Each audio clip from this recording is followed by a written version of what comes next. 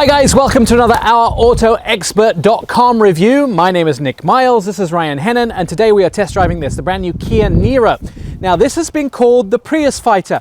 Now, since Toyota actually sell more Priuses than any other of their hybrid vehicles combined, it's unlikely that this is going to kick the Prius's backside. However, we're going to find out if it should be in your garage. We're going to put it on the road and test drive it, look at its amenities, and see if this car is worthy of the money that Kia are asking for it. Well, Ryan, let's start out with the weaknesses in this car. It's a hill. Our worst enemy. Worst enemy in an engine that has 104 horsepower. But the electric engine does click in. We're getting a red flashing light. The trunk's open. Oh, Lord.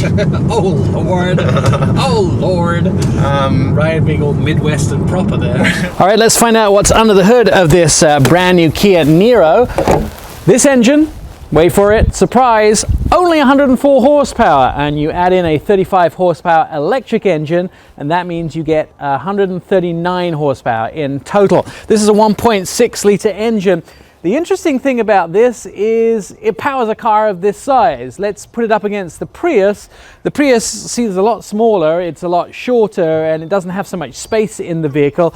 This does it with such a small engine. And the difference in price, this is actually $2,000 less once you buy it off the lot. The Prius starts at over $24,000, this starts at just over $22,000. So they are winning in the price bracket. We're actually pretty torquey with the electric engine that's coming out of this, so we can make it up the hill pretty easily. It's kind of a joke, but the horsepower thing is definitely a problem. You can hear the dual clutch transmission screaming as we go flooring it up this hill, but you know, when you stop and think about the fact that this is a hybrid engine, people aren't buying this for the horsepower, they're buying this for the fuel economy. So all around, I think it's pretty comfortable. It's got enough power for you to get on the freeway and get what you need done. It actually says I'm still in eco mode, which is kind of nice. So the biggest enemy of this vehicle is the amount of immediate power that's available. But everything else about the car is amazing. Awesome. The fact that you get such great fuel economy, over 50 miles a gallon in the special economy version of the vehicle. The fact that you can get all of your stuff on the inside of this. It has plenty of room. It's comfortable. It's a Kia, so you get good value for money. I think my favorite part about this car is that it literally comes with everything. We have heated and cooled seats. You have a heated steering wheel. We have Apple Android CarPlay. We have touchscreen navigation system. It's just beautiful on the inside. When you're talking about an affordable vehicle, I mean, the leather's good quality. It's got cooled perforated seats. It's got blue stitched leather to represent that it's still a hybrid car. There's a lot of blue accents everywhere. I think it's really beautiful in here. But it is a Kia, and it is built for economy and for those people that are trying to have less of a footprint in their life, which most of us are. Here's two of the things that are interesting about it. Safety is not compromised in any way whatsoever. It's really important to Kia to be a challenger brand, and so they want to make sure that they have great exterior looks, challenging, all of the things that we have preconceived about cars in the past, but without any sacrifices at the same time. So still has 6 airbags in there, ABS brakes as well, hill start assist in the vehicle, along with stability control. So you're not sacrificing any of those. And as you heard, a whole safety suite of stuff on the inside, including a lane departure warning, which I am very good at setting off. Now let's talk about some of the interesting features on the dash. You can see this vehicle has a charge, an eco mode, or a power mode. The charge mode, of course, is when you're coming downhill and it uses regenerative braking. The eco mode is when you're being ecologically sensible, and the power mode is when you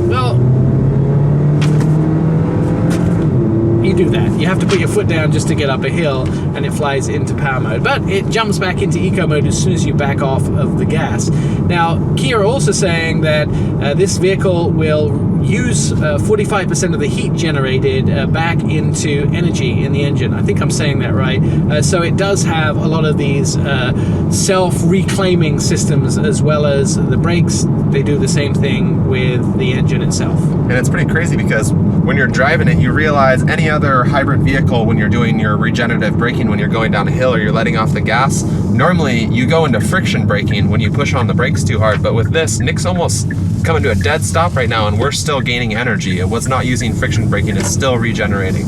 Yeah, a lot of charge in this as well.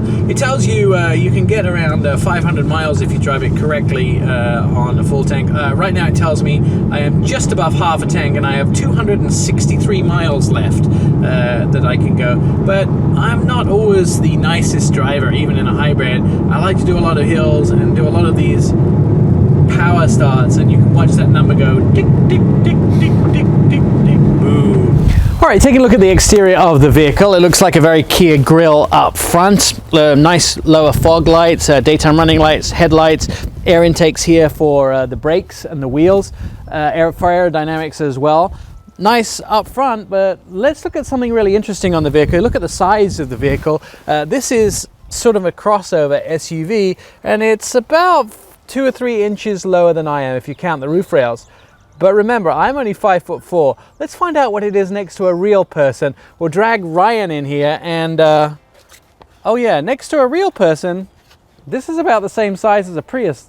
Now I'm up to 60 miles an hour going up a hill with this thing, which is kind of fun. The steering seems fine. It's a little loose on some of the corners. Now at 70 miles an hour, it does make quite a lot of noise when you get up into the high revs, but it is easy to drive. The vehicle corners well, it drives well.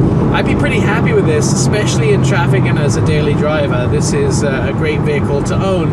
I think the value for money, unbelievable, starting at just over $22,000, and you can get up to 52 miles a gallon on the highway, so I think that's pretty cool. Thanks for watching our Test Miles Our Auto Expert video. You can go to either one of our sites, testmiles.com or ourautoexpert.com, and you can also check out more of our videos on YouTube. Please hit that subscribe button just down there, because if you do, then we are able to eat this week. Thank God.